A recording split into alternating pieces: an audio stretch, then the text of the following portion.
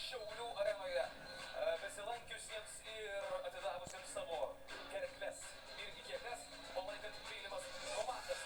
Iki kitų metų, ponios ir ponai, ačiū Šiauliams, ačiū Citadelė, Kamnet.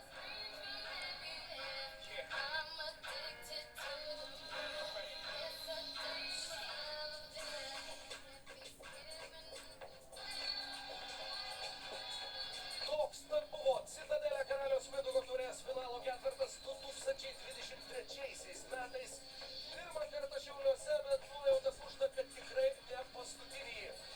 Sveikinimai šalies taurės laimėtojui Kauno Žalgirio klubui ir didžiausia padėka visiems tiems, kurie visą šį savaitgalį praleido su mumis.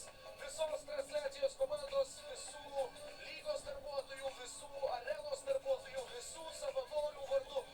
Nuoširdus ačiū Jums už Jūsų dėmesį, labai dėkui, kad esate su lietuvišku krepšiniu, ačiū, kad stebite, ačiū, kad domitės, ačiū, kad išgyvenate visą tai kartu ir aš labai tikiuosi ir tiesą pasakius, beveik neabejoju, jog su kiekvienu iš Jūsų susitiksime bei susimatysime ir kitais metais. Tad mylėkite krepšinį, mylėkite vieni kitus.